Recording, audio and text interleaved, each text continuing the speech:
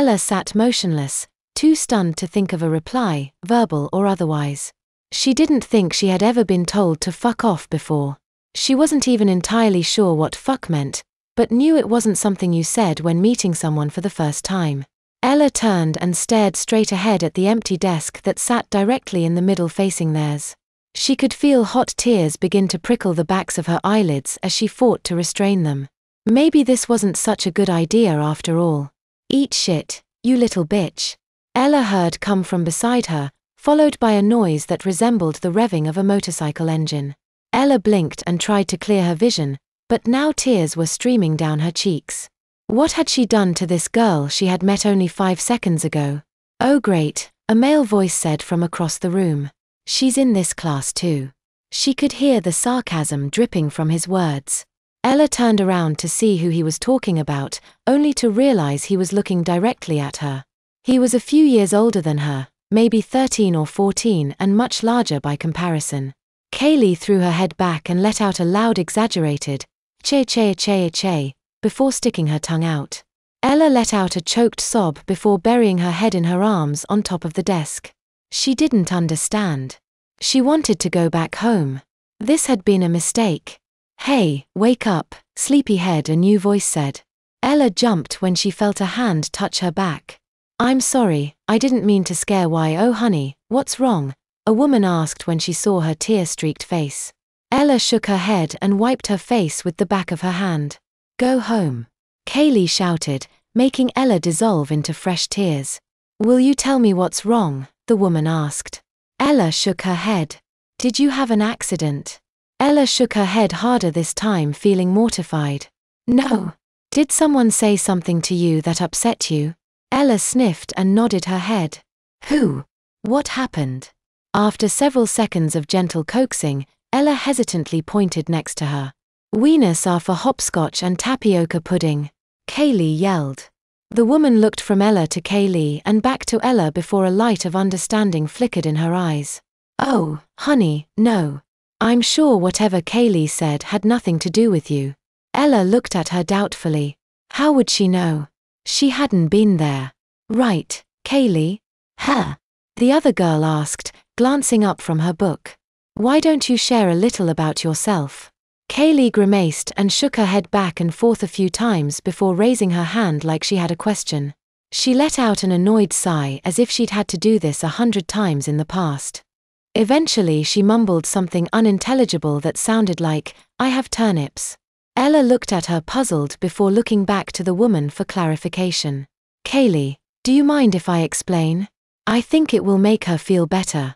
Ella doubted it, but let her go on. Your butt smells like spearmint gum, Kaylee said before looking away embarrassed. Fine. Do you know what Tourette syndrome is? Ella shook her head. It's a neurological condition where her brain tells her body to move and speak on its own. We call them her tics. Most of what she blurts out doesn't make much sense since they're just words at random, but sometimes the words are arranged in a way that sounds like she's calling people names when really she's not. I think, Kaylee said with a pause sounding a little guilty, I might have said F off, or something like it earlier. Kaylee, the woman said, sounding exasperated. Why didn't you explain then? Is that what upset you? She asked, turning back to Ella. Ella slowly nodded her head. What? I didn't mean it. I know you didn't, but she didn't know that. Sorry, Kaylee mumbled before throwing her head back again and barking. Sweetie, it's okay. I think I understand what upset you. She crouched down in front of Ella and handed her a tissue. Can I give you a hug? Ella nodded and accepted the embrace. The woman then sat down in the chair across from them and introduced herself.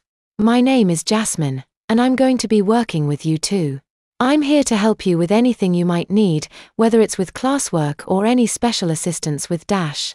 Change my diaper, Kaylee shouted, making Ella jump. She glanced over to find the girl with her hands over her mouth, eyes wide and face growing crimson. She could hear the boy from earlier snickering, and even Jasmine had a sympathetic smile.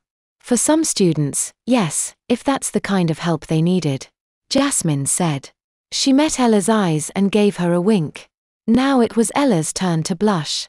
Jasmine pulled a folder out of her bag and looked over it. Same address, let's see, anything new that needs addressing? Don't mind her, she talks to herself a lot. Kaylee whispered. Ella gave her a weak smile. Sorry about earlier, Kaylee mumbled. I really wasn't telling you to fuck off. Language. Jasmine warned without looking up. Oh, what's the point? Kaylee groaned. The point is none of the other kids are allowed to swear. We understand if it's a tic and you can't help it, but that doesn't mean you get to swear like a sailor whenever you want. Jasmine said. We talked about this last year, remember? We don't want another repeat of you and Brian. Brian. Kaylee grumbled. How'd we end up in the same class again? Because you're both mid-level and we don't have enough kids for a second mid-level class. He's on the complete opposite side of the room, he won't bother you. He's already complaining I'm here, she grumbled. Ella felt a little better when she realized the guy hadn't been looking at her, but at Kaylee. She wondered what had happened between them to make them each mad at the other's presence. Looks the same as last year, Jasmine said, putting down the file. Any new issues we need addressing, Kaylee? No. Any behavioral issues we need to talk about? Jasmine gave her a coy smile while Kaylee sunk a little lower in her seat. No. So you won't cause me any problems this year? No throwing things at the aides you don't like? No more ticograms? They were tics. Kaylee said defensively. Most of them, she grumbled quietly under her breath when Jasmine gave her a disbelieving stare. So I will not be hearing you call Mrs.